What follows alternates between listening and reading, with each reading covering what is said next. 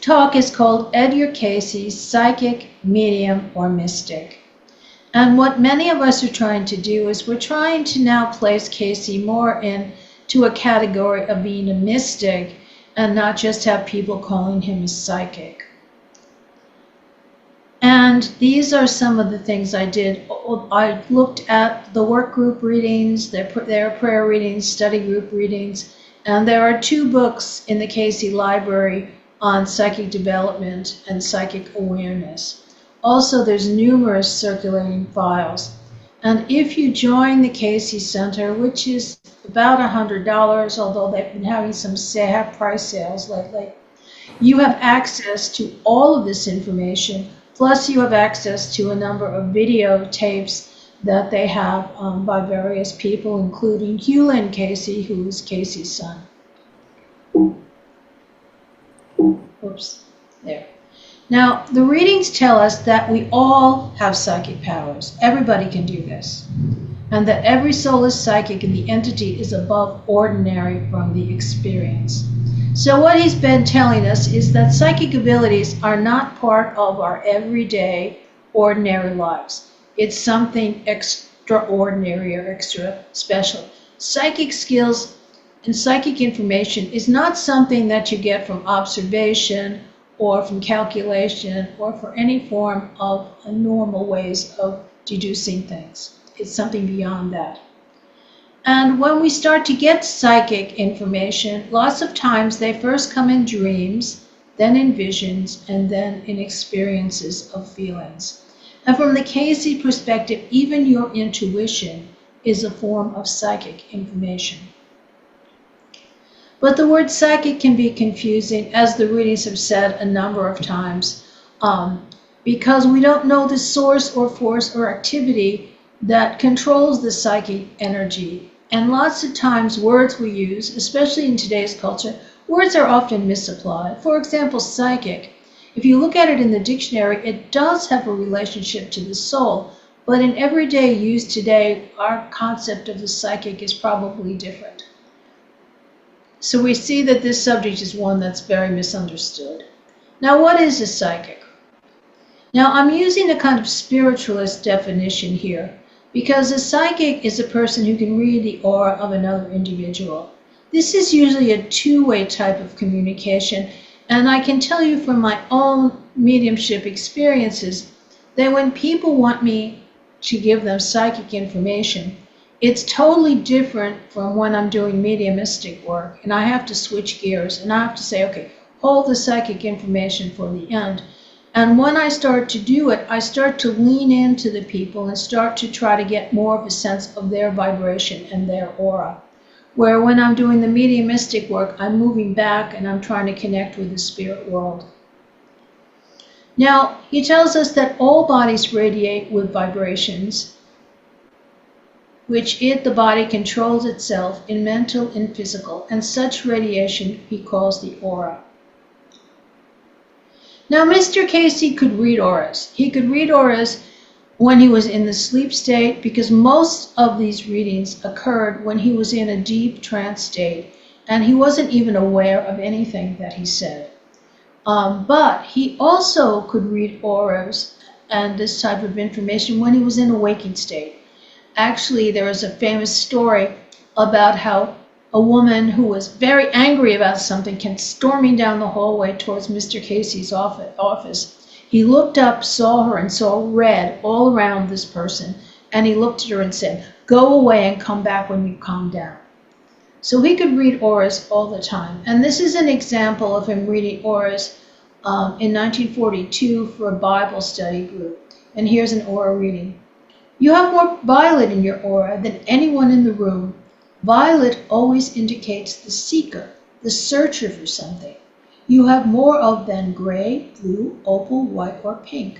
A great deal of pink or coral in an individual's aura indicates material-mindedness." So not only did he see the colors, but he knew the interpretations for the different colors. Oops, what happened to me? I went back. Well, we know that not all psychics are mediums, and mediums usually are trained to tell the difference between when they're being mediumistic and when they're being psychic. Now, the difference, of course, is that the psychic doesn't necessarily have to be communicating with the spirit world, but the medium does. So the mediumship is a three-way type of communication between the medium, the receiver, and the spirit world. Now, there are many Cayce readings where he describes mediumship and the process of mediumship, and here's one of them. For the medium is as but that through which the transmission of a condition passes or exists, and is wavered by that physical, by that cosmic consciousness of that individual. So here we see that the cosmic consciousness, and he has many different names for it, the God consciousness, the creative force, the universal consciousness, the cosmic consciousness. These are all names for the life-giving source, or God. Now we know that mediums usually communicate with people who are deceased. And in the Cayce readings, he calls this the borderland. And the borderland is crossed by those that submerge and that absent from the body. So it's anybody in the spirit world. So it's people in heaven, and it's also people who are earthbound. For it is the plane of the inter-between, or that of the borderland, which all individuals occupy through that period of gaining consciousness of that sphere they themselves occupy. Now, there's an interesting idea that I've been working with these readings, which is that if we're going, as a medium, I'm going to communicate with someone in the spirit world, they need to know they've passed on. They need to know they're in the spirit world. That people who are, locked on the earth plane or earthbound don't always know that they're dead, don't always know that they've passed on. So those people you're probably not going to be able to communicate with very well, because the Q Cayce told us that when we die, we have three consciousnesses. We have our normal consciousness, our subconscious, and the superconscious, which is the spirit world. That when we die, our subconscious mind becomes our conscious mind, which is why the personality of the individual can stay the same. In order to communicate, though, there must be a mode, there must be a way. They need to know how to communicate with us as we know how to communicate with them. Now, this quote is very important. We have, when this entity enters the subconscious through the medium of laying aside the conscious mind and the projection of the spiritual guide, the Father, the thoughts, the impressions, as would be given by that entity, entering the subconsciousness of 900, not the spiritual entities taking form, save in the consciousness, subconsciousness of 900. Now I'll just say 900 was Morton Blumenthal, and he was very interested in spiritual matters, and I forget, he had hundreds of readings, and a lot of the spiritual information we have about the afterlife comes from his readings. Now this reading is important because it's telling us that what the medium does is the medium allows the spirit world or the superconscious world to communicate with their subconscious mind. And these communications can come from spirit guides, from God, from ascended masters, and they give us thoughts and impressions. However, this is also telling us that these thoughts and impressions do not enter the body. They do not possess us. So spirit ideas don't possess an individual. They only come into the subconscious mind of an individual, which is, I think, an important thing to note because a lot of people are concerned about protection. Now, Cayce himself did a lot of mediumistic type readings, although he never called himself a medium, and he wouldn't call himself a medium. He did readings with his mother. He did readings with Dr. Hill and Samuel Gray, who were both medical doctors on the earth plane, and he would consult with them in the spirit world about the medical conditions of a person that he was diagnosing. So he would use mediumship, and if a person asked him to get in touch with a deceased loved one, he would do it. He would do it. But it wasn't what he regularly did with his work. Now, of course, we know what's the trick to mediumship. I know it's funny, when I first started seeing mediumship, I just kept asking this over and over again. What's the trick? What's the trick? What are they doing? There must be some trick. And I realized the trick is to clear your mind, which is real simple, but it's sometimes very difficult to do.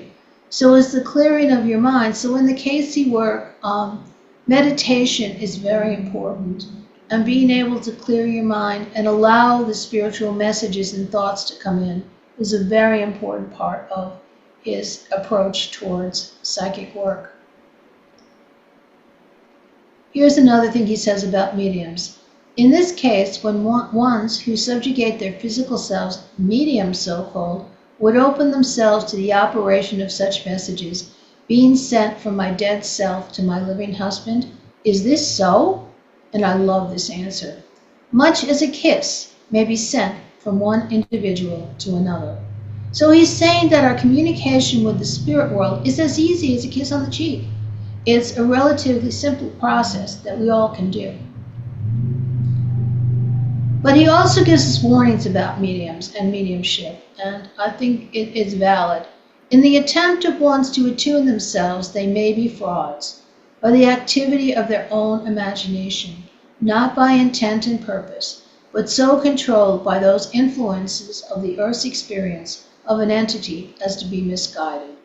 So, I think that this is where having a real soul connection with the spirit world and having a clear and a purpose where you want to be of service. For example, people obviously who are deciding to be mediums to make a living may end up with some fraudulent activities in there because their ideas and purposes for doing it are not as pure, their intent isn't as good. So he's saying you do have to watch out and make sure that you're working with a good person. But I think that's just good information for all of us. So Cayce was more than a psychic. He was more than a medium. He did every type of psychic phenomena that I can think of. He did telepathy. He even had physical phenomena that appeared around him. He did a lot of dream analysis for people. And his ideas about the psychic world and psychic experiences really put him much more on a mystical level. And part of that is his relationship to God and the living life force that surrounds us all. So he was very, very interested in really pure communication with the spirit world. And of course, he describes telepathy as an ability of the individual to concentrate to the point of cosmic consciousness. But he also gives us a warning about telepathy. He says, keep self towards not a selfish development, not a curious development, not for a famous development, but towards a humbleness of heart, a humbleness of purpose. So he very much is saying you have to be humble, you have to be of service. If you're trying to do this for commercial gains, the psychic work is not going to work that well. And he warns you that when the experiment or trial draws or tries to make the mind foggy or dull or become a drain upon physical energies, know you are tuning wrong and static has entered from some source. And I think this is a very good piece of advice, because if somebody's trying to do psychic work and they're getting headaches or they're getting cognitive fog or they're getting drained after they do the work, then they're not working the right way. And they need to step back and kind of reevaluate how they're doing the work. And of course, protection. Cayce believed very much in protection. And what he says, each soul should ever be and be directed under the protection of the Christ consciousness in its seeking for information or for guidance in seeking for same, and never be surrounded by that consciousness. And the best protection we can have, don't say a lot of prayers, is to really focus on the Christ consciousness or the life-giving force and have that energy surround you and protect you. That's your best protection.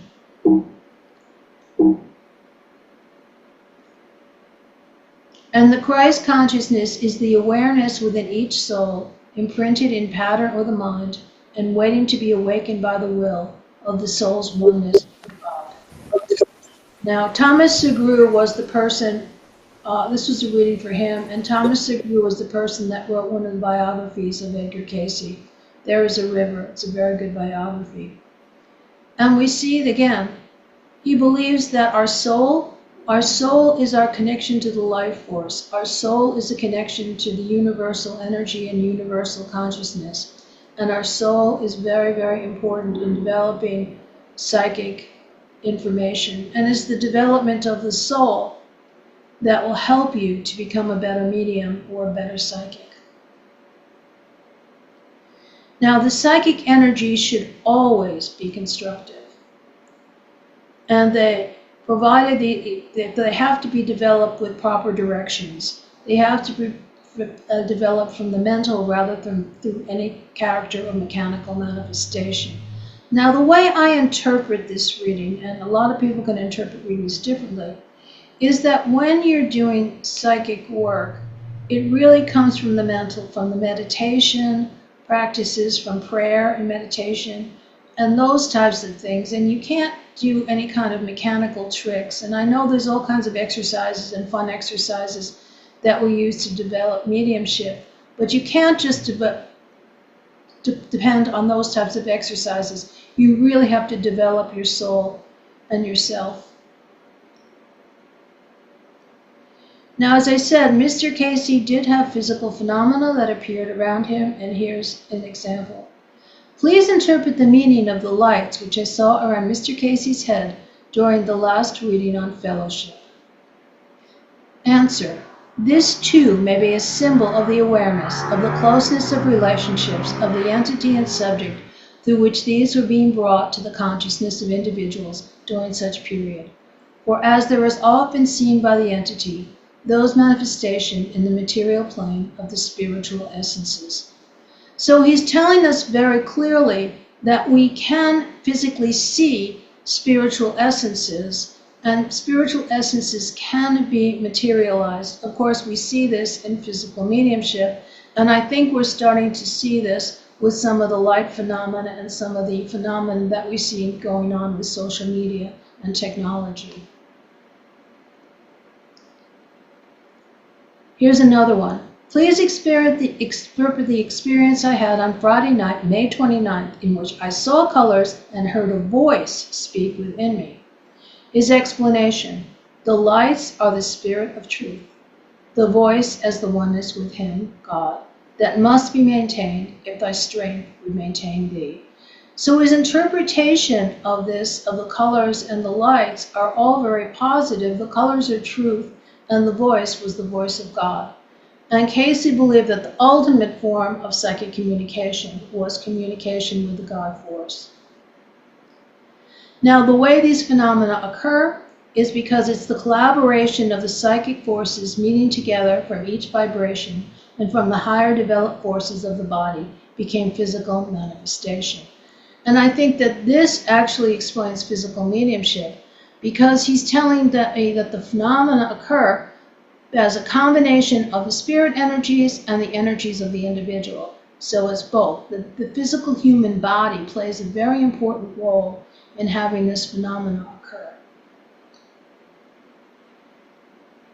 And we see that the superconscious mind is the spiritual mind, and that it only occurs when the superconscious is becoming the conscious mind. So the subconscious becomes the conscious. So what happens is when you allow your subconscious mind to tap into the superconsciousness, this is how you get your psychic information and mediumship. Now, Mr. Cayce also did a lot of dream interpretation, and an important part of the Cayce work too is to keep dream journals and to look and analyze our dreams. And here's a quote. As is seen in the vision and dreams as presented to the body from time to time, as is seen, there are those conditions that the subconscious answers, or the body conscious presents to the subconscious, conditions and circumstances, and these are often answered in emblematical form. Our conscious mind can ask our subconscious mind for questions or for problems, and the subconscious mind will give us answers. So lots of times we can get answers to problems we're having in our daily lives if we just ask ourselves about it before we go to sleep, and then we analyze our dreams and see what our dreams tell us about it. We also did an experiment in the psychic group where we asked the In our dreams, we ask them to introduce us to ideas of the Akashic records. And some people did get images of what it was like to view the records. And I know I got visions of luminous images from Lemuria, so we could see part of the Akashic records themselves. Now, we're asked to explain my appearance of her mother's consciousness. A woman had the consciousness, this was in a dream. She saw her mother in a dream, and she wanted to know if her mother communicated with her. And here's what Cayce had to say. As that has been given, that this consciousness of 136 might, through that force, impelling force as of the mother's love, which through the body physical becomes a material condition as manifested in the material world. So he's telling her very clearly, yes, if you're dreaming of a loved one, then that loved one is coming to you. Now, the emotion that's allowing you to do this is love. So it's the love between the mother and the daughter, or the love you have for someone in the spirit world, that allows them to come and visit you in your dreams. Now, I should say also that the numbers refer to people. They took all the names, the actual names of people, out of the readings to give this about a little bit of anonymity. So, although savvy Cayce people have looked up a lot of these numbers and know who the real people are, like Herman Blumenthal. But that's what the numbers represent. Now, this question is asking, how can I attune myself? How can I be able to contact my father who's no longer here on the earth sphere? And his answer, the thought of the lapsing of the self into these conditions where the subconscious is laid, where the consciousness is laid aside and the superconscious rules, we may come into such a communication. So again, we have to put aside our conscious mind and allow the superconscious and subconscious to come into play for us. And of course, we do this a lot through meditation. Now, it's really interesting. I put this reading in because Morton Blumenthal was a stockbroker, and 137 was Morton Blumenthal's brother. Now, Morton Blumenthal's brother apparently did not ask nearly as many spiritual questions, yet this reading told him that he had much more of a mystical character than his brother, who was so interested in these topics. And he says that the reason why it was through his physical experience in this world made him more mystically minded. And a mystic is a person who regularly has direct contact or union with the divine, characterized by experiences of ecstasy, unity, timelessness, loss of self, divine revelation. A Christian mystic, which is what Cayce is, he's a Christian mystic because he was interested in the God force and relating to the God force and teaching all of us how we could become more connected with that force ourselves. And the subconscious mind, he argues, is that line between the soul and spirit forces within the entity, and is reached more thoroughly when the conscious mind is under the subjugation of the soul forces of the individual or the physical body. He also calls the subconscious mind the soul mind. And I think that's the way I like to think of it, is because if you think of your subconscious mind as your soul's mind, and your soul mind actually can communicate with you independently from your conscious mind. For example, every time that you have an intuitive feeling, it's your soul trying to give you some information about yourself or give you some guidance. And here it says, the psyche has to be applied to the soul mind or soul body than merely is deduced more often deduce the mental activities of an individual. So we have to focus on our soul minds and our souls, more so than our conscious minds. Although the conscious minds, of course, are important as well. He also argues that the psychic force in the world is an important condition for all of us because this condition, without it, it would be hit or miss, or as a ship without any rudder or pilot. It is that element which is the guiding force in each and every condition in the spirit or soul of the condition, which is the psychic or occult force. So underlying behind everything we do there is a spiritual influence guiding us and trying to help us.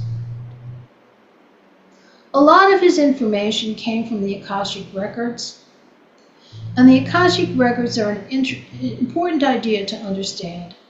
And they are information obtained which includes conditions, thoughts, activities of men in every environment as things, as thoughts are things. So he's taken this idea of thoughts are things, and he's telling us that everything we do physically and everything we think is recorded in the Akashic records. Now, these Akashic records are stored within each individual soul.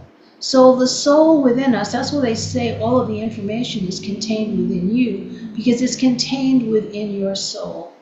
Now, you can usually get information from the Akashic records if it's something you need to know from this lifetime now.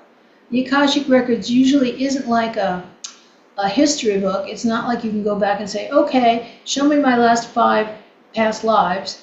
It's like they're only going to show you the past lives that relate to your life now or have some meaning for you in this lifetime.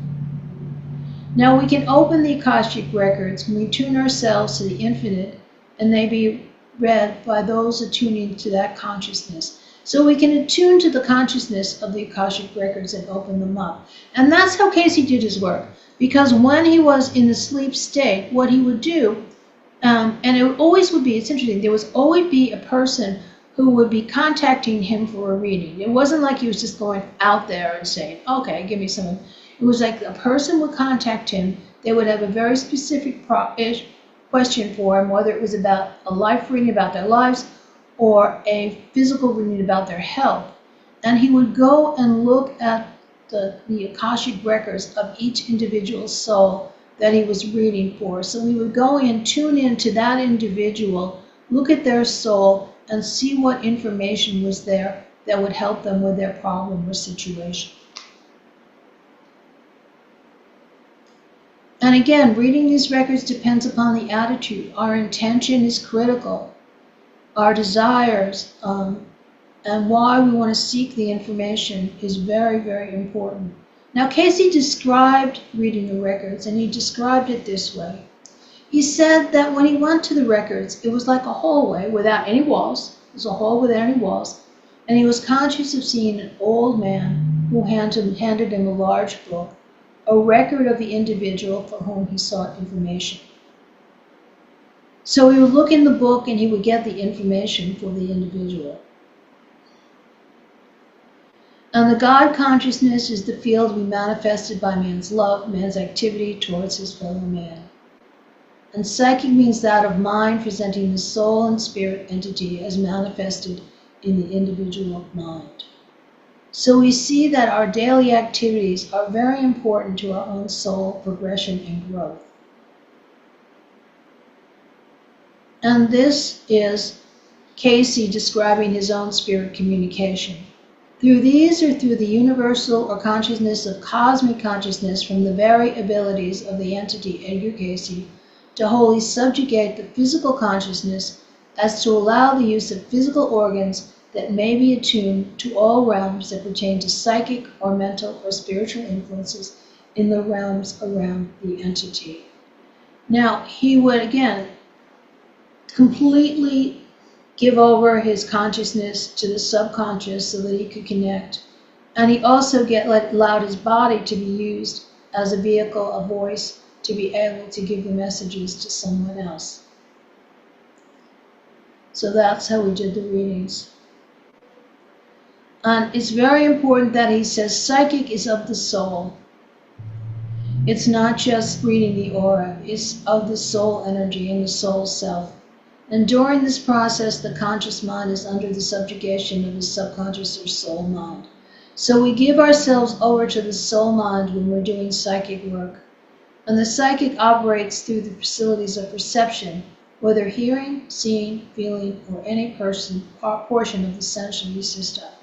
So the Cayce work is very interested in what we call the clairs, and believes that all of the psychic information comes through all of these senses. So, it comes through touch, it comes through hearing, it comes through sight, it comes through sound, through taste.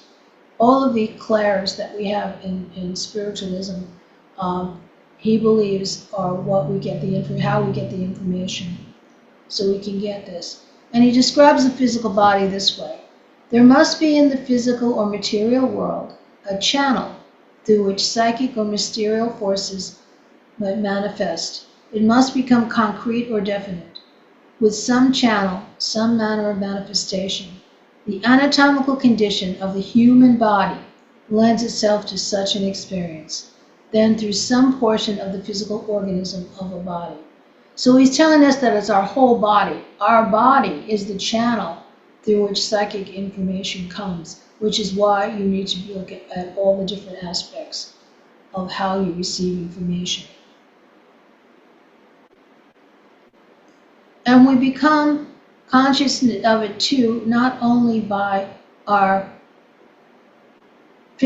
normal senses, but also he talks about a sixth, seventh, or eighth sense of the entity, which can also become alert to the various responses of the individual.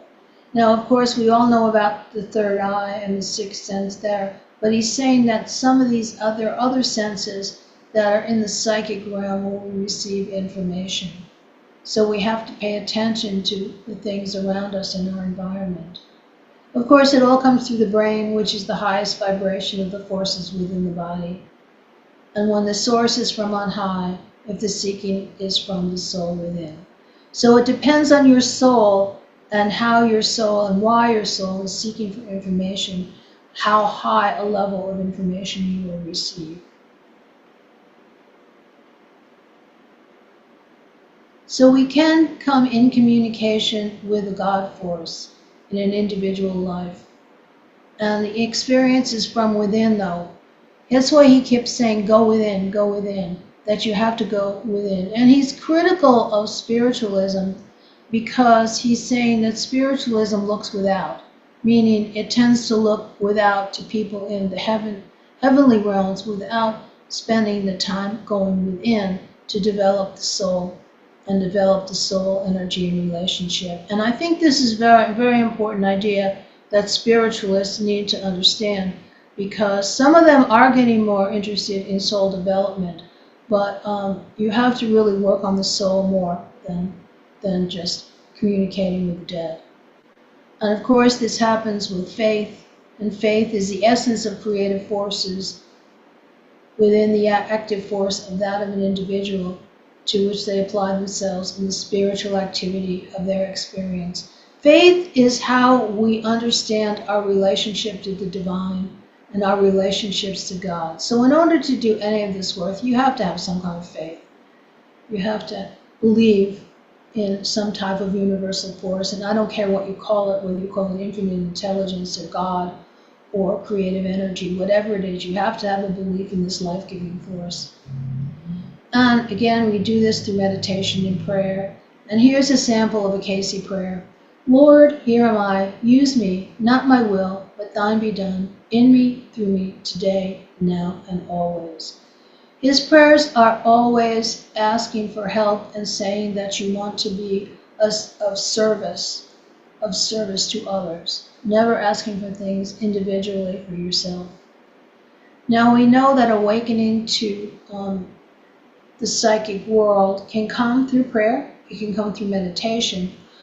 Also know that many times psychic attunement and psychic awareness can come through our senses. And I'll give the example of if you have someone very close to you that has died, a boyfriend, a husband, a child, all of a sudden you may become more aware of your psychic skills and more attuned to psychic development. And so psychic development doesn't just happen through meditation and prayer. It can happen also kind of with a jolt to the human body itself. Because remember, it's the body that's the channel for this information. Now, people ask Mr. Cayce, how can I best be used as a channel to be of mental and spiritual assistance to others? Now, this question is important because it's asking the question the right way. How can I be of service to others? That's the right kind of question from the Cayce point of view. First, by finding self and self's relationship and the creative forces being manifested in thy daily activity, thy daily speech, thy daily conversation, thy daily convocation with thy fellow men, and that each activity is as unto the Lord. Now here we get to the nuts and bolts of it, and I think the spiritualist principles also try to lead us in this direction, is that the way you live your life, do unto others as you would have them do unto you, being kind and generous to others. For example, we were talking in one of the Cayce study groups, and we said, okay, what do you do when somebody's nice to you? You're nice back to them. What do you do when somebody's being nasty to you? You're nice back to them. You do the same thing, because being positive and being nice keeps you in a positive frame of mind. And we know that fear is the opposite of love.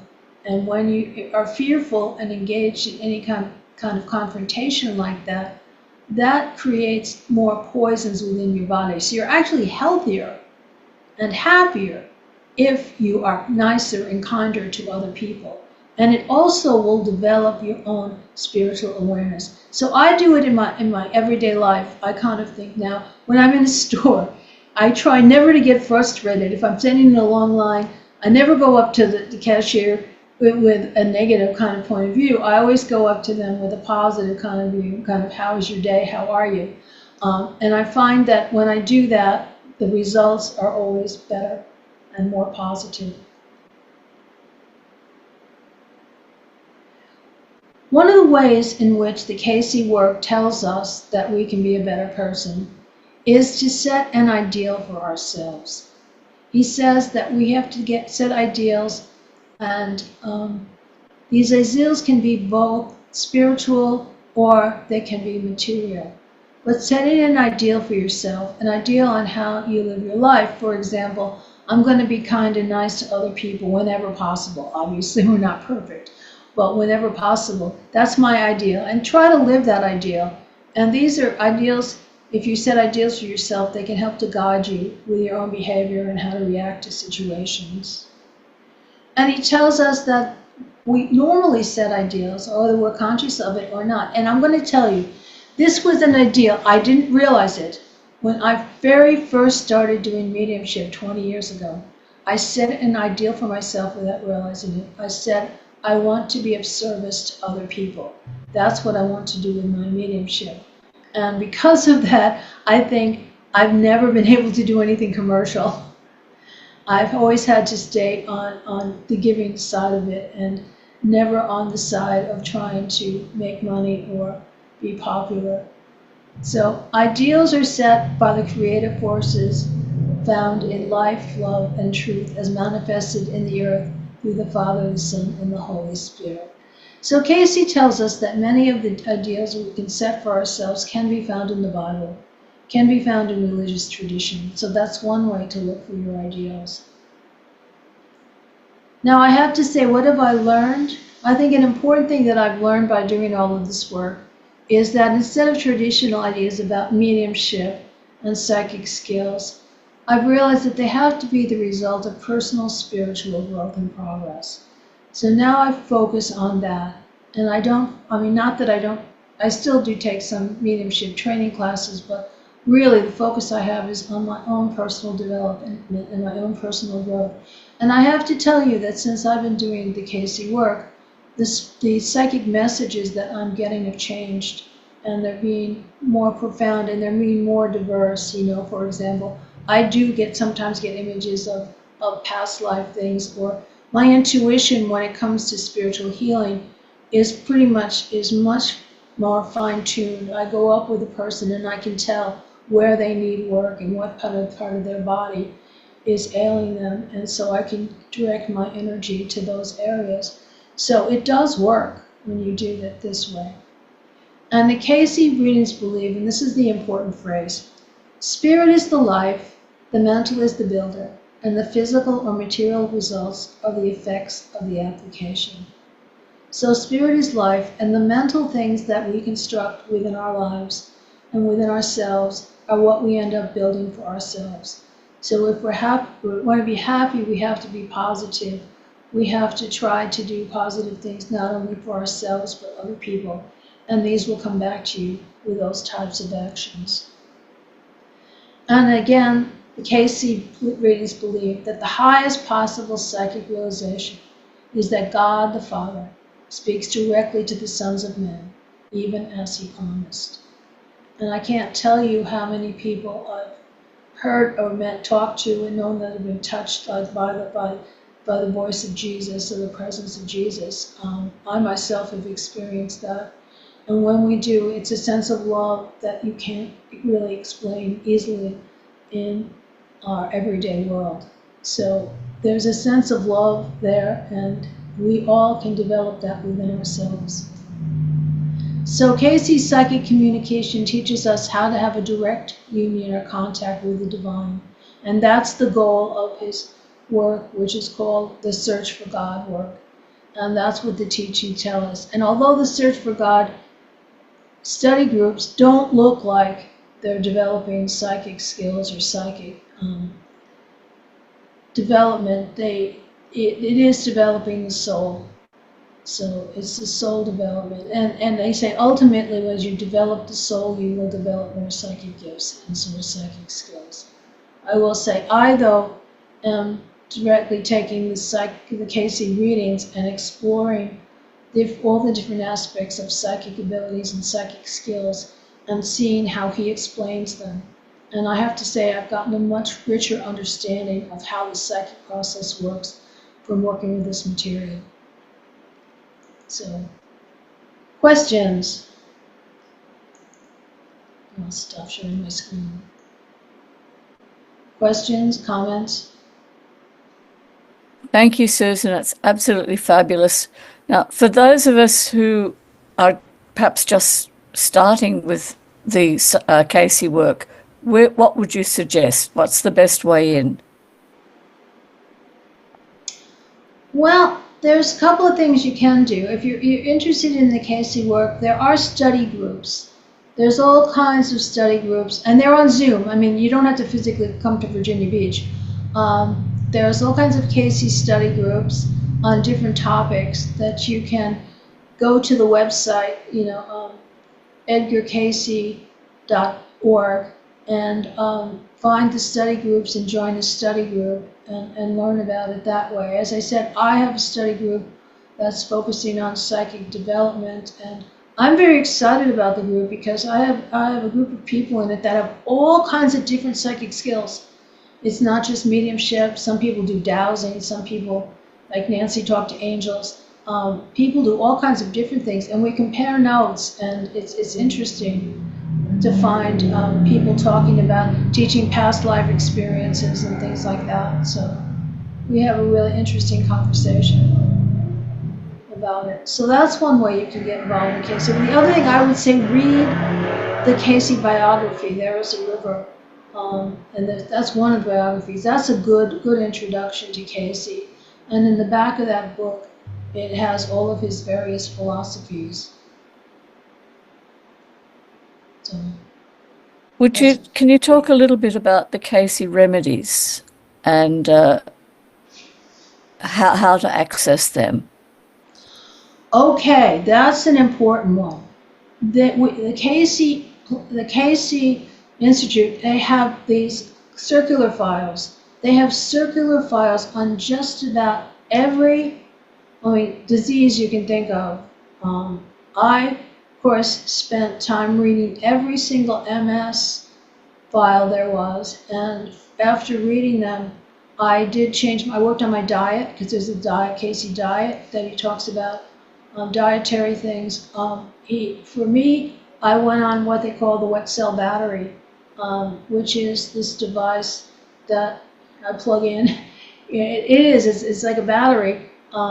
It's no electric current or anything. The current is made through the device itself. And I put that 2 places on my body, and I sit with it for about half an hour a day, whenever I can. And it stimulates my brain. And then I have to give myself a little bit of a massage to get it circulating in the body, and it's helped. It's helped. That's the only thing I'm on right now. I'm not on any medications for it except for the Cayce treatments. Castor oil is a big one. Castor oil packs. I had an eye problem And I started putting castor oil in my eye. I forget what it's called, but there was something that was slightly detached in my eye from an old eye. It must have injured my eye many, many years ago. And so the eye doctor was telling me that I could put drops in my eyes, or I could put a contact in my eye to get it to kind of stick together, because I had to get these two surfaces to stick. And I said, well, I'm using castor oil. He said, I don't know anything about castor oil. Well, I have to tell you, I used castor oil, and within weeks, it cleared up. The sharp pain went away. That and applying a little pressure on the eye, and it cleared it up. Cleared it up. So whenever I have a stomach ache, I take a castor oil pack, put it on my stomach, it goes away. Any kind of sore muscles or pains, you use the castor oil packs to do it. So he does that, but there's all kinds of different remedies. For the MS, he also told me that I needed gold, and part of the sweat cell battery gives me extra gold for my body, and different things for digestion and stuff like that. But there's all kinds of remedies for colds and things. I'm trying to remember the remedy we use for colds. I think it's a little apple cider vinegar and water. There's this stuff called glyco. If you have allergies, it's a mouthwash. And whenever I have allergies, I take a spoonful of that, and the allergies dry up, go away. So there's all kinds of remedies. Where can people find the remedies? Well, the remedies, what they do is they're in the circular files. If you're a member of the Cayce Center, a lot of these circular files are online. You can access them and download them. If not, you can call the Cayce, get in touch with the Cayce Center, and you can buy the circular files for yourself. And I think they'll send them to you. So there are ways to get the files. And I was, oh, I know, Sister Rosemarie, she had an ailment that she asked me about, and I looked it up in the Cayce readings and gave her some of their solutions for what to do about it. So, yeah, you can look at just up in the readings themselves. Again, the Cayce database is an incredible resource. So, I mean, and joining them isn't that much money, so then you have access to all that information at your fingertips. And they're trying to put it all into AI and put it so it's more easier for people to access to. That's the new project at the Cayce Center. But yeah, you can contact them, and I'm sure that they would send you, like if you had a file on, there's just so many diseases. If you go there and look, I can't even think of all of them. He had remedies for all kinds of things. Some of them were a little, unusual, and osteopathy was one of the things he believed in very firmly. And some of the things were, kind of homemade cures. But they work. I mean, they've worked on me. That's all I can say, is that since I've been using them, I have less problems. Regina. Susan, this was wonderful, first of all. Thank you very much for sharing this and the breaking down of the psychic or medium, and also saying, that he wasn't really into the spiritualist of it all. He was mostly into his soul, searching, the seeking. I spent a half my day here today. I was invited to participate in a service locally, and it's supposed to be non-denominational and the whole works. And one of my friends asked me if I'd just go there and put a balance to the room, because the person was saying he was the elder and he was the one in charge, and only men could be in charge, and the whole thing was incredibly not my cup of tea. So it was very interesting, the conversations that we had, and I'm so glad to be here. I'm so glad to be here in an open space. We expect churches to be sacred and to be a sanctuary, but it isn't anymore. And this this place is, this Zoom room is. And Susan, you have opened many, many people's minds with what you are sharing with Edgar. Thank you. I really like it. So thank you very much. Not a question. Not a question, Thanks, but Richard. yeah, Susan? the other thing I was gonna say is that if you're part of the Casey groups, you have to be nicer to people. You have to be kinder to people, and even people who are irritating, they don't turn away. They, no, they don't. They try to keep everybody, as part of the group. Gary. Yeah, Susan, great overview presentation of Casey's work. I just really wanted to thank you for that. And I think I was saying to Wendy not long ago, is really the best mediums are the ones that are working on their own soul development too. And I was so glad you brought that point up because I think we all need to remind ourselves it's not out there, it's going within. And I thought you presented that beautifully. So thank you. Yeah, that was the important part, and that was really when I read, and it's funny, I did hear, rumor told me that Edgar did go to the Spiritualist Church in Norfolk, which is an NSAC church, which I was at earlier today. He did attend there, because I guess he attended all kinds of churches, but his criticisms of spiritualism, and they are kind of criticisms, I really take to heart, and I really found them to be of value.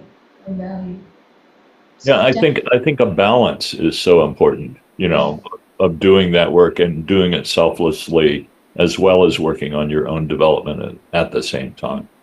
So. Yeah, well, that's his whole thing, is it had to be selfless. I mean, and look at him, if you look at his life, I mean, half the time he didn't know where the rent money was coming from. He didn't know how he was going to feed his family. He really did not make a lot of money from any of this work. And he had a lot of setbacks in his life, a lot of disappointments and setbacks, but he kept going. In fact, one reason why he died when he did was because Spirit told him to cut down on the readings to do, and he wouldn't. Wouldn't, yeah. I remember reading that. I actually found Casey before I knew anything about spiritualism, probably in the 60s. So it sort of opened the door to all of this that we talk about. So, thank you, Susan.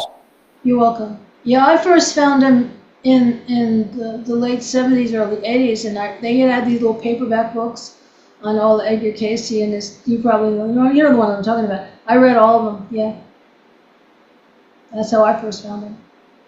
Dan, you're muted. Thank you so much, Susan. I really got a lot out of the presentation. Did a couple of questions.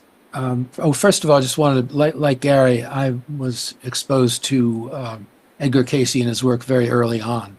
In fact, back in the 1950s, there was a midnight to dawn radio show in New York where all manner of strange things were discussed.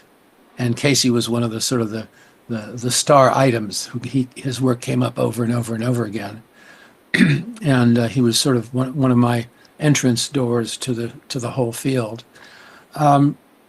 Question: Did Cayce ever give any readings outside of trance, or outside of his sleep state? Interestingly enough, he started to be able to give more readings as he got older, but most of the readings that when he was out of trance were readings like of auras and things like that. I don't think he really gave soul readings or Akashic Records readings outside of a trance state. But I do know that he did become much more psychically attuned as he got older and could do certain more things in a kind of conscious level. Thanks. I also really appreciate the viewpoint that the subconscious, what we call the subconscious, is the conscious of the soul. Yeah. And that for me is good food for thought and meditation. in trying to understand myself. Yeah, it is, because when you understand that, you start to see that intuition, and many of you have probably heard, you get an intuitive feeling about something and you go the opposite way and it becomes a disaster. But if you go with it the proper way, it works out. That's what I learned from this. That's really your soul talking to you. That's really a form of psychic information, is intuitiveness. And so people who don't think they have psychic skills, I go, well, what about your intuitiveness? Are you intuitive? And they'll say, yes. I go, well, there's a place for you to start. Yeah, with it. Thanks. Ellen. Susan, thank you so much for that presentation. It was comprehensive and so much and loaded. I mean, there was so much in there, so thank you. One of the things that stood out for me, and it started from the very beginning, there was something about, spirit, and I'm going to quote this wrong, but it made an impression. Spirit doesn't use the body, won't enter the body, or something around that.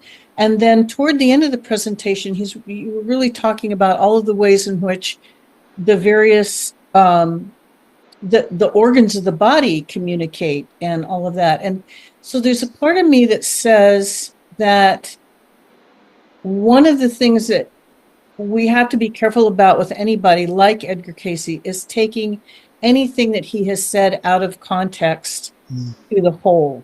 And I just like you to comment on that, because I know you've done extensive reading about this, and you've studied him extensively, that it isn't, one statement is not solely the whole story from the Cayce point of view. And I just would like to kind of have you emphasize that. And then I have a follow-up question that has to do with the Christian versus the indigenous.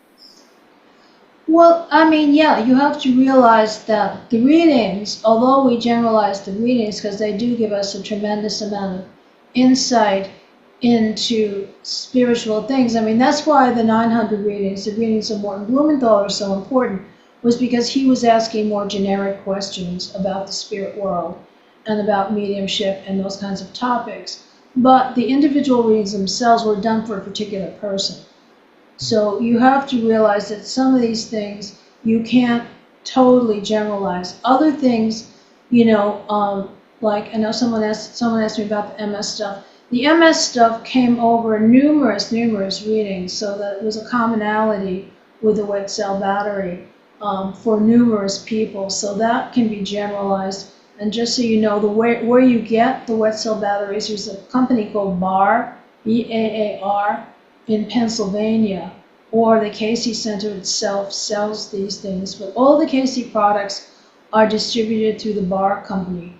And so you get the castor oils and all that stuff through them.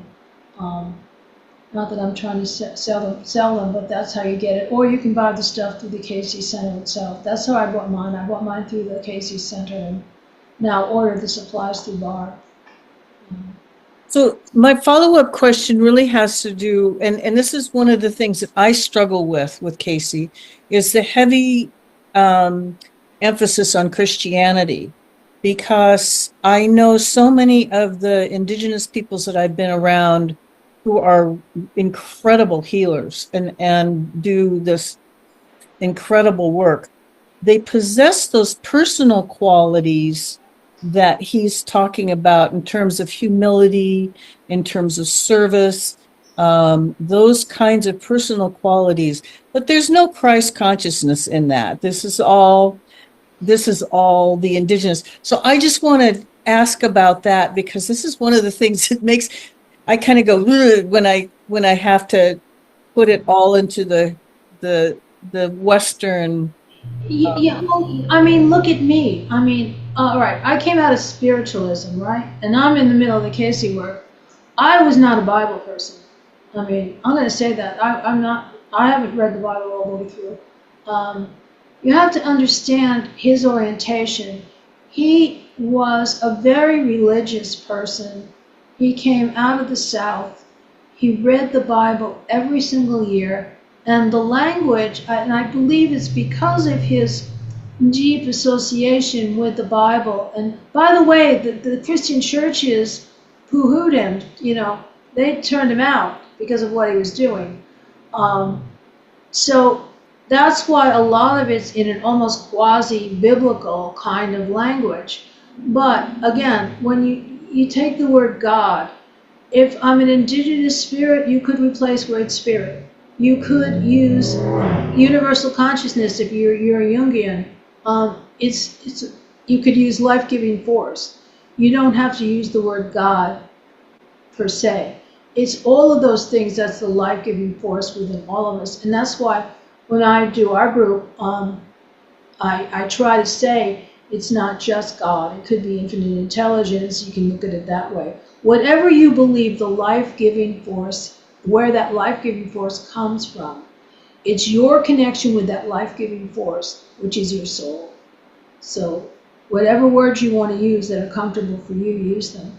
But it's the ideas behind them that I think are more important. And I try to open it up a little bit more. But Lloyd, you have a question? Yeah, well, I also have two, and one of them is definitely piggybacking on what Ellen was talking about. It seems from what you've said and from what I know about Edgar Cayce from a long time ago, that if anything, he was a Christian universalist. He must not have believed in eternal damnation or any of those really toxic things. And in many ways, he could be a bridge toward, words fail me, but spiritualism, or not in the technical sense, but open-minded spirituality for people who grew up in that kind of religion. So I was going to ask about what his philosophy was about other religions, and it sounds like you more or less answered that. He was very open to them all. He was very open to all religions. He found value in all of the religions, and so, yeah, as I say, but I just think that he was. Again, you have to understand, he wasn't a very educated man. He didn't go to college. He didn't have degrees. He wasn't educated. His education was reading the Bible.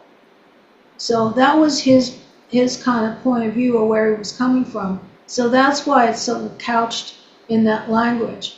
But again, if you're looking at the ideas can translate and be understood on many different levels. Not just in terms of a Christian. I call him a Christian mystic because he fits within the tradition of Christian mysticism, meaning that he's concerned with other people and being of service to others and all that, which fits in with Christian mysticism. But most of the Christian religions probably wouldn't accept him. Oh, they'd probably think he was of the devil. Yeah. I mean, because he believed very much so believed in reincarnation. Yeah. And all of that. And so, when we, in the Cayce groups, study groups, we taught people who are work in Christian churches and things, who point out to us there is reincarnation in the Bible. It just doesn't use the word. So, we discuss all these things and talk about all of that. And so, yeah, you have to think about things and opening them up. And I think Cayce would be definitely in favor of any religion, with his background. And into it. Now, the other thing, total change of subject, just something I noticed. He talks a lot about the subconscious, and I think that the Freudian view of the subconscious has really messed things up in the 20th century. The Freudian view, at least the one that I soaked up when I was coming of age, was more or less that the subconscious is all of our primitive earthly desires and survival instincts that are more or less destructive or evil or whatever, and the conscious mind is what sits on top of those things and keeps them from getting out of hand. And I'm still in the process of being able to trust my superconscious. I prefer to call it the superconscious, in order to differentiate between that and Freudian's subconscious. So I just wonder if you have any thoughts about that. You have to look at Jung. The Jung's, what are Jung's things? Ego. I'm trying to remember his three terms. Jung's three terms fit with Casey. Mm. You could take those Jungian terms and apply them just about in every Casey situation, where the ego is the conscious mind, and then there's the subconscious mind, and then there's the universal conscious mind. So Mhm. it's exactly fits exactly with what Casey's saying. Yeah. So Freud, I think got things a little bit off. Yeah. So you have to look at Jung. Oh, that's good advice. Thank you. You're welcome. Mm. Gary. Yeah, I just came to mind that I remembered reading that even Casey was stunned by many of the things that came through him, reincarnation being one of them, because Yes. he grew up as a fundamentalist Christian for the most part. But those ideas expanded, and he was very open to any belief because we put the label, this is Christian, this is Buddhist. That's a human label. It doesn't have anything to do with what's really going on. So he expanded during his lifetime to Yes. encompass many new ideas that he would not have entertained before. No, not if he had stuck with his religion. Yeah, and you have to realize the history of it too is that Casey started out first doing the health readings, and that's how he started doing it. Is that he started out, and they said, Marvel. People would ask him questions. He was using his psychic abilities to find cures for people that had various illnesses that medical doctors hadn't been able to cure.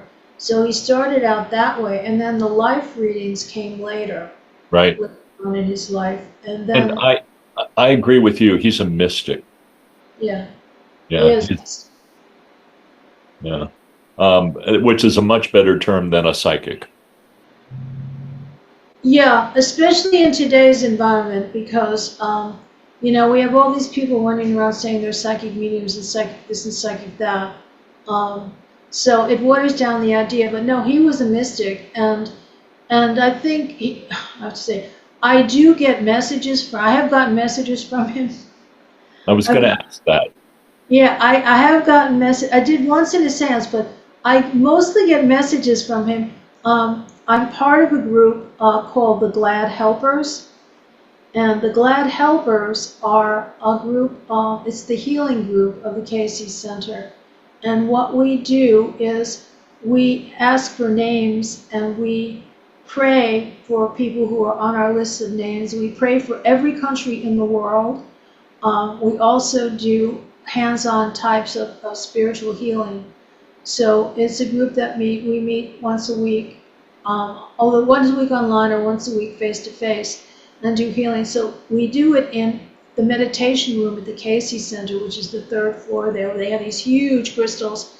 And so when I'm in the meditation room, I've gotten messages from Casey because he told me, the last one, he told me what he wanted me to do with a book about him, how he wanted me to approach a book about him, because I was kind of iffy about that. But he wants me to try to take these ideas of his and put them in more of a comprehensive view of psychic phenomena. Kind of what I did with, something similar to what I did with my book on physical phenomena, kind of explain all the different psychic phenomena based on the Casey point of view. Because I think there's a tremendous amount of insight there, but people kind of neglect that part of it. I mean, I've found gems in the Casey readings. In fact, I did just find a reading that indicated to me that people who are earthbound don't have the same consciousness as people who are in the heavenly world.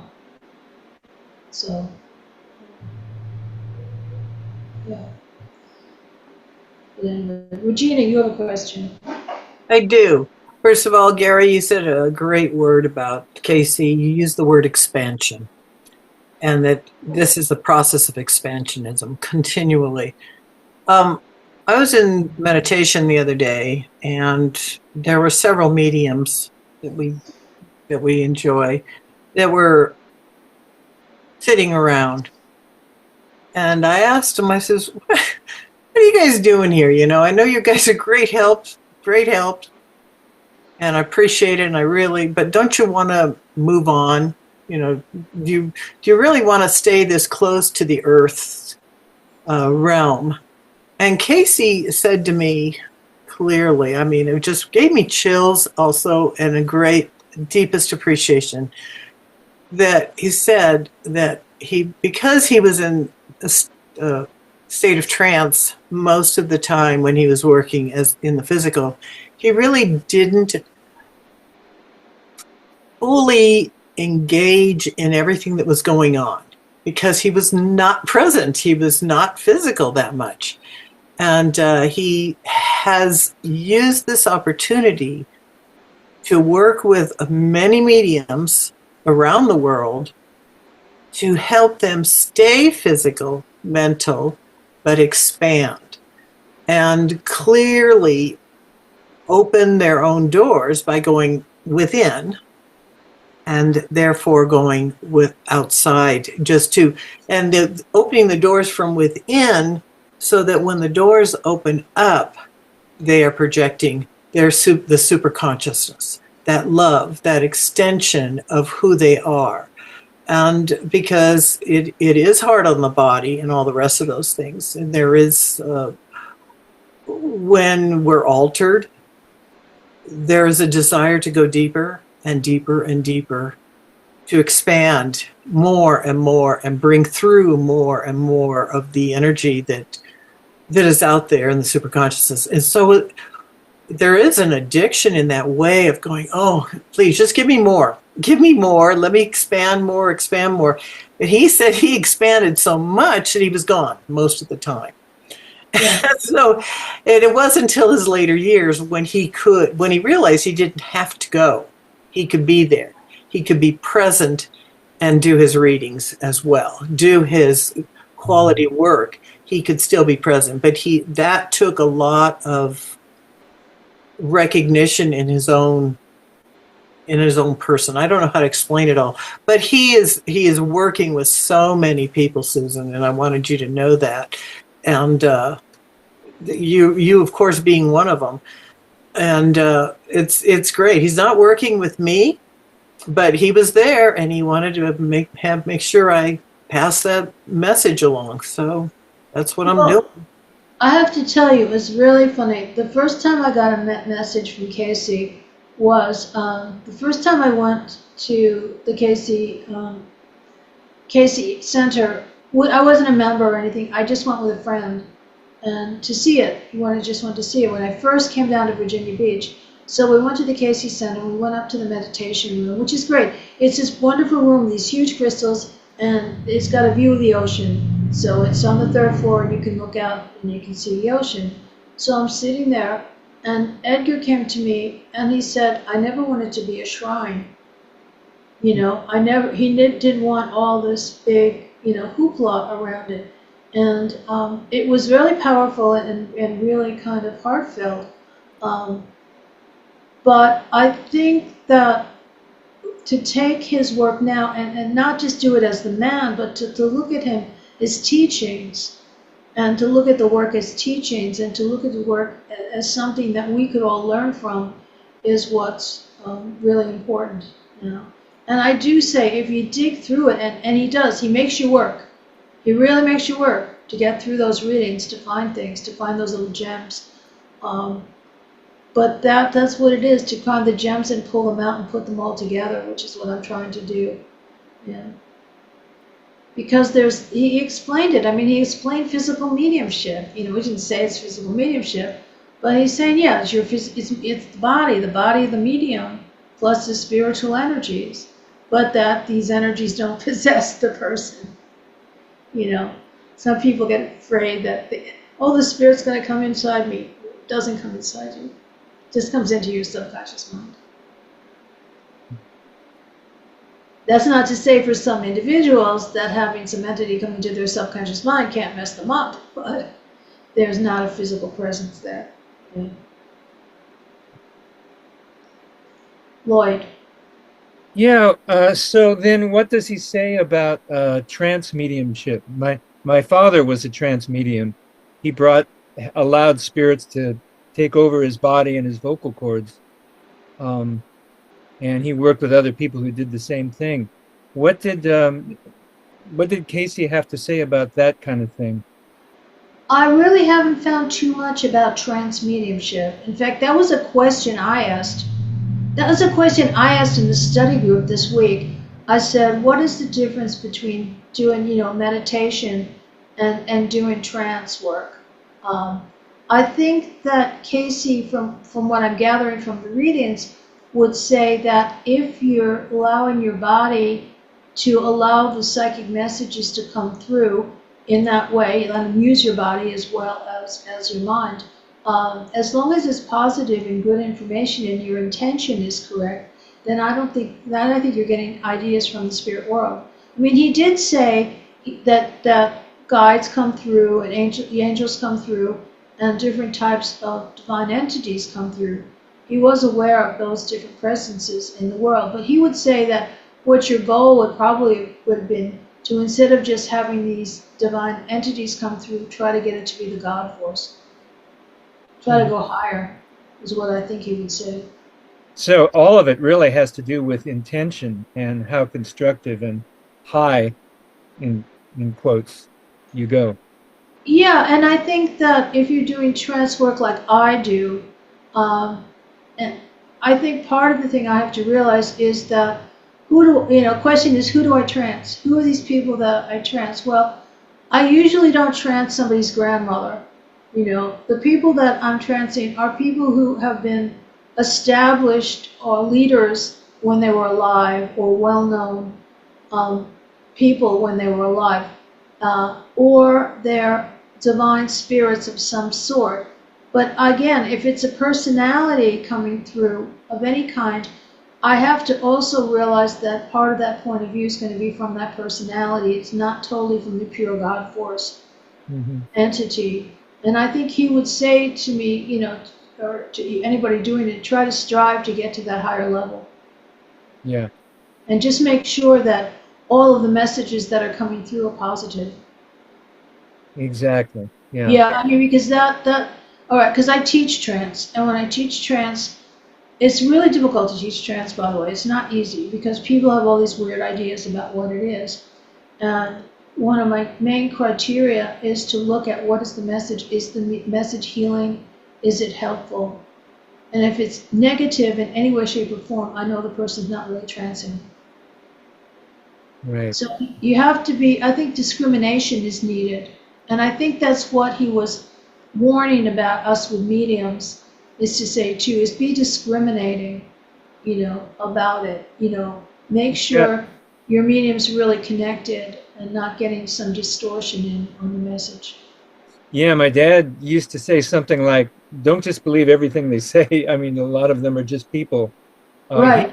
He would channel some pretty earthbound characters as well, but he was always aware of what sort of personality he was channeling.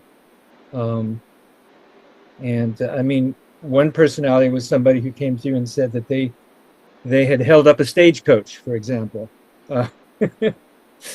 And he had some vertical information, but he also had other. But it was very well known. This is the person who's coming through, and don't worship them. Yeah. Right. Yeah. As role models. So yeah, I mean, and I think that's what he's saying too. With any of us doing this kind of work, we have to be very discriminating. About who's coming through. And I guess if you bring through people who are really earthbound, you have to have some kind of boundaries around turning it off, or else it could really get out of hand.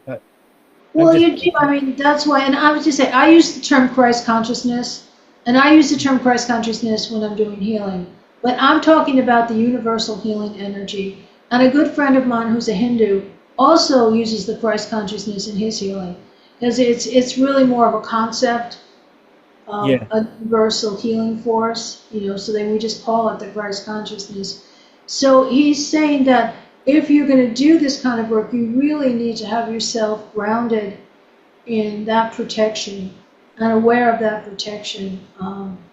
I've been lucky. I haven't had any unsavory characters try to dance through me, but I always, I'm trying to say the highest and the best and reinforce that idea all the time. And I don't have it on me right now, but the Cayce prayer of protection, which is the one I like, is all positive.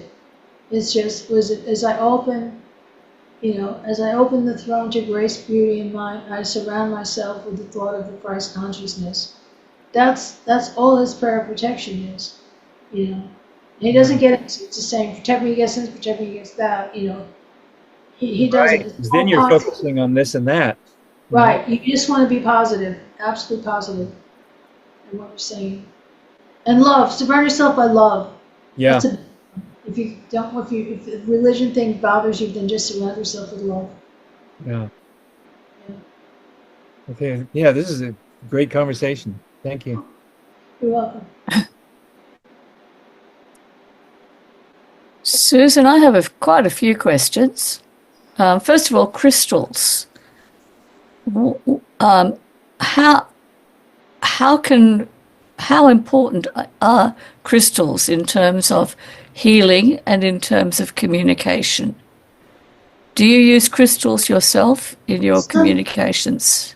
I have done crystal healing, and I do have Lumerian crystals, and I have gotten some information psychically about Lumeria from the crystals.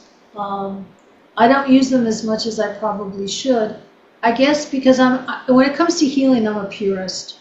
When I say purist, I just believe you tap into that universal healing energy and you channel that through your body to the person.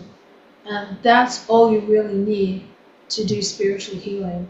And I don't get involved with Reiki or anything else. I just do straight, plain spiritual healing. And the healing ideas of the spiritualists and the healing ideas of the Cayce people absolutely coincide. So to me, if they both coincide, then that's the right way to go, if that makes sense. Because that's what I look for too, is I'm looking for correspondences between some of these religions. For example, there was a spiritualist, Cora Richmond, who believed very much in soul and soul development. And so I haven't been able to do a comparison between her and the Cayce readings, but it's something I want to do. So the two of them did have that idea. So I'm fascinated by the great healers that we've known in the world, like Harry Edwards, Dr. Lang, and the A.R.E. Now, when I read about A.R.E., he's very like Cayce in the sense of having remedies for individual people. yeah. And I mean, that was absolutely fantastic. Was it Andrea Puharic? I don't know how you pronounce his name. Took a team of doctors down to Brazil with 3,000 pounds of medical diagnostic equipment. And they tested out A.R.E., and he would see 300 patients a day, and he would give them individual diagnoses and individual remedies. And they compared it with the scientific diagnosis, and they found that he was right in except 8% of the time. And then they actually thought that perhaps he was better. That 8% he was right anyway. So absolutely fascinating how that works. And we hear of great healers over time, but particularly the Brazilian healers are very fascinating. You've got John of God and some of the others. Chico Xavier, I think, did healing as well. Quite a lot of the healers down there. Obviously, it's all coming from the same source, but what's the magic? What's the magic? Is it we know that what I like about the South America, the Brazilian tradition, it's all very much into service and I was going to say non-commercial. That's what stands out there. that's what stands out to me as the difference between the spiritists. There is a difference between the spiritists and the spiritualists, and the Yeah. spiritists are very much more into the medical and I want to say the life and how life evolves, much more so than spiritualists. And the fact that they don't charge money for a lot of the things they do. So I think that has a lot to do with it. So, and I think somebody coming from a humble background probably has a more developed soul. You know, their soul is probably more highly spiritually developed. So they're able to combine the psychic information with themselves to get that information to help people. Yeah, it's absolutely fascinating. I've got a friend, I'm actually hoping to get her to come on. She's just spent a couple of weeks down in the psychiatric hospitals in Brazil. She's just gone, she's interested in, she works in psychiatric research, and she's just gone down, just come back from there. So I think it's absolutely fascinating. I've got more questions, but we've got other people there. Let them have a go first. I think Sherry's next. Sherry. Okay, unmuted. I was going to add with Mr. Edwards, Harry Edwards, he had no mandatory fee. He also believed very much in the service. But Mr. Edwards believed firmly that he was really the messenger, that he did not carry out the healing, that he worked with what he termed spirit doctors, who being doctors in a former life still were concerned with directing energy to the sick on earth, and that he would kind of tell them who needed healing and where they were located. And then he said that the spirit doctors could be anywhere in no time, which explains in my particular case why within 24 hours I was imbued with an energy I hadn't known in 4 years. And I would always wonder, how did the energy reach me transatlantically until I understood about the realm of spirit in which those considerations are not the same. And so he didn't give as much physical remedies or things along those lines as Edgar Cayce, but the energy that he could put into motion could do marvelous things. And so that's another level of spiritual healing, which is just wonderful, distant. You know, The energy healing, yeah.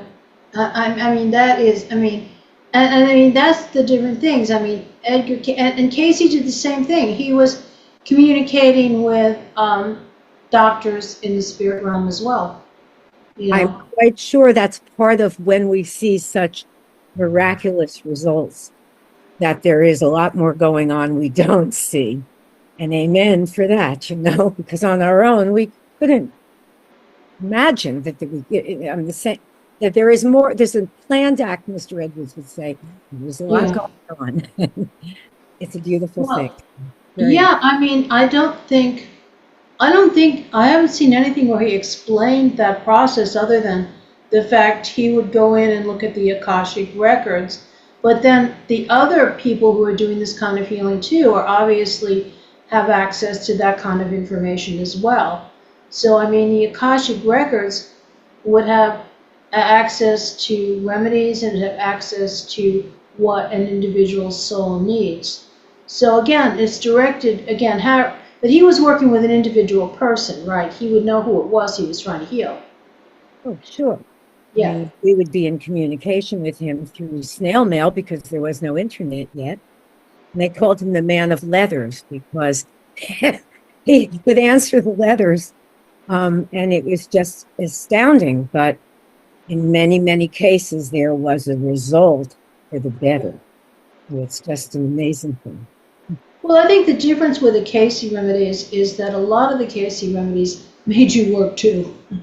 You had to Yeah, they were great. We used to soak our feet in coffee grinds back for headaches. That was one of his. Yeah, I mean, he It gives, all works. It's all yeah, good. it all worked, but you had to do the work too. It wasn't just take this and you're fixed. Yeah, there were usually was a process you had to go through, but I'm sure it was a soul development process that the individual had to go through as well to help Well, heal. it sparked off. And it was actually Edgar Cayce. The magic works in so many ways.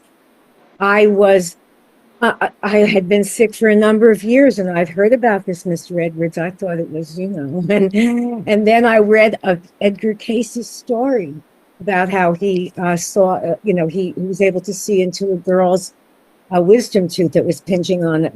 That I began to realize through reading about what he was able to do that there had to be a part of him that was mobile, because he was lying in bed having himself a nap. Maybe that's how the energy could come from. I couldn't fathom it. Casey woke me up to thinking maybe it's possible that energy can travel, and that consciousness is not limited to this. And once I got that, I said, okay. And then it sparked off. The growth that's still going on at 74, but I'm doing my best with it. Well, it's the same thing, because when we do the healing prayers for all of the people in the Glad Helpers, they're all over the world. They're all over the place. We don't know where they are. We just have a name, so we're sending our healing energy to that person, and we're trusting the spirit world to know and get the energy to them.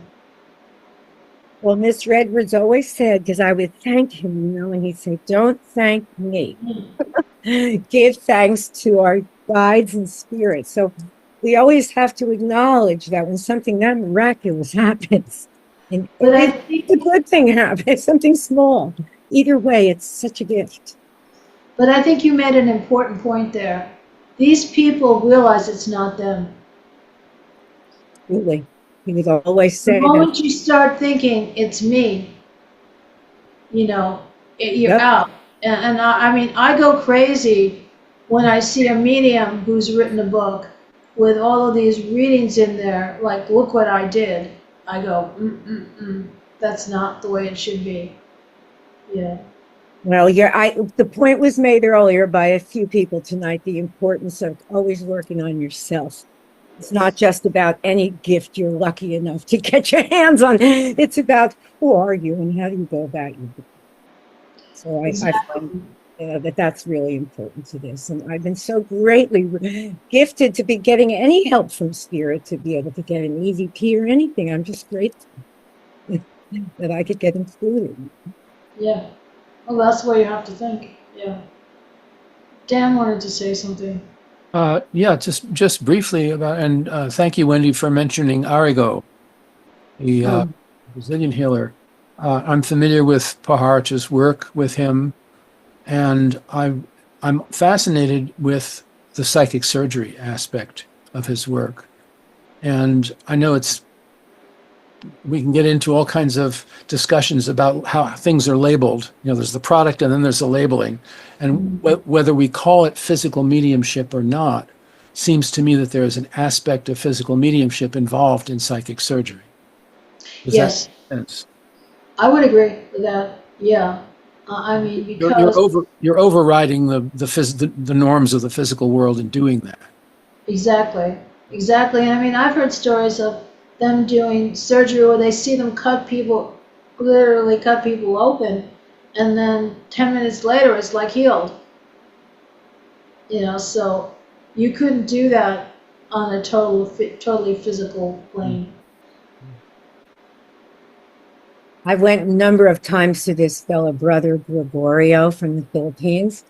Unfortunately, I was too scared to open my eyes. I always said I'd look, but you would feel pressure on parts of your body, and I always said I was going to look, but I couldn't. That's how freaked out I was. But it was interesting because we would call it a tune-up, and it would feel like there was warm water spilling. Then he would say, "Would you like to see what I took out?" I said, "Okay." And I didn't know if it was chopped meat in a jar or not. I mean, I do believe he's sincere, but I couldn't watch. But I will attest that it was painless and I felt good afterwards, but not a good eyewitness to chicken. I probably wouldn't want to watch either. I don't watch when they take blood out of my arm. Either. Sherry, Susan, Sherry, were you instructed not to watch? No, he wouldn't have cared, I don't think. And I always said that I would. I chickened out. You're more scared. But I never felt pain. And I did there was one point, where I realized that one of the things I was working on was not holding my belly tight. Like people who are prone to things like Crohn's often are in what's hard, they're not real soft. And I was working on something Stephen Levine used to call soft belly.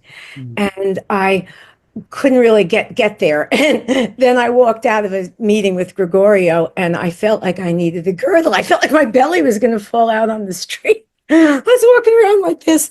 So, I know that things positive happened, but I was afraid to look. Afraid to see if it was really real or not, because I didn't imagine what it would be, to see if it was completely real. I thought I might be freaked out. So I just couldn't do it. Well, that's completely understandable, Sherry. Thank you. For sure. Thank you. Susan, something completely different. Earthbounds. As far as I can remember people from the Arthur Findlay College saying there was no such thing as earthbounds, and that the Arthur Findlay College was saying that, this whole idea of spirit rescue is pure imagination. Did you ever hear that from the Arthur Findlay College? Or from people who were trained there? No, but I can believe it's possible. I'd never heard of that, but I know of too many people that have communicated with Earthbound. Plus, your favorite book, What, the French Connection? Yeah. Oh, look, Yeah. the whole of traditional spiritualism talks about earthbounds. Yeah. And every other philosophy throughout the world talks about earthbounds. And I was always very puzzled by this, that reportedly that the Arthur Findlay College was telling people not to try and do spirit release because that was all in the imagination. And I just thought, oh my goodness me, that doesn't resonate with me. Well, I'm not a big fan of spirit release myself, but I know I have really good friends that do it, and I know that they're convinced of it, and I know that for them the work is important. It's just not for me. I'll put it that way. That's the best way to put it. I don't remember that well, all the times I was there, that topic never came up. Right. Okay. It was just by the way, and they do have I think I imagine things come and go. I'd like to address this if I may. Ellen? I've run into this with my readings on Very Soul and with my conversations with Sally Hawk and with my own deep meditation, because at one time I was doing that kind of work. I was doing that rescue mediumship kind of work. That was what my first mentor trained me in. The insight that I have had about this, and I'm just going to share it because I have no idea what I don't know. But here's what Sally said to me in terms of the Very Soul sort of culture that I'm working in right now as a medium. We're either here or we're there. We're either in this body or we're not. And there's that piece of it is really simple, and I can hang on to that. And my own internal experience of this is that, and on deep reflection and meditation, what I get is that because we are all souls, we are fractals of the divine in various different multidimensional levels. That I personally exist in many different multidimensions. And that when I, as a medium, need to work in a dimension that reflects a belief about souls needing to be released from something, there are souls who are willing to show up for that, for my purpose as well as for theirs. That there is the complexity of the multidimensionality of who we are is such that at every development in our own interaction with the spirit world, spirit meets us where we are. And I believe that part of the soul development that I've been through and am going through by virtue of doing the mediumship I'm doing now is to hold that whatever I need, spirit is going to bring me, and it may be earthbound souls. It may be that experience may be part of my development, and it may be in a very important part of my development, and it may be serving that soul, but that there are fractals. And so now when I interact, I've had readings now with people that you would think would be earthbound. I mean, I've had assassinations, and I've had people jumping off of roofs, and I've had overdoses, fentanyl overdoses, and they come through with this beautiful, sparkling message and evidence. And to me, evidence is like what it's all about. Doesn't matter what the belief is. If there isn't evidence, then I kind of go, okay, well, that's really interesting, and thank you very much, but I want something specific. And when they come through, I would think this might be somebody who's earthbound, and yet they're coming through for their mother or their loved one, and they're delivering these beautiful messages about their well-being. So where I go with it is that they're fractals, that we're fractals, and that we exist on all these different levels. And that's the way that I work with it in my own mediumship. Well, thank you, Ellen. That's food for thought and meditation. We can look at these levels of reality from many perspectives. As we got into this subject and as you were speaking, I was reminded of discussions that I've had with Regina and Jean, our Cosmic Voices team, about the appropriate response to hauntings, which may be to help the spirit release from their obsession. And that has always made sense to me. And from the perspective that you just illuminated, the whole thing, the whole shooting match can be one big cosmic play. So, what's objectively true? What is objectively true? And when does it matter? Does that make sense to you? And Regina, do you have any? I like the way Ellen, excellent job of explaining the fractal thing, because there are times when you feel like that person is over, but they're not. A part of them is still stuck here.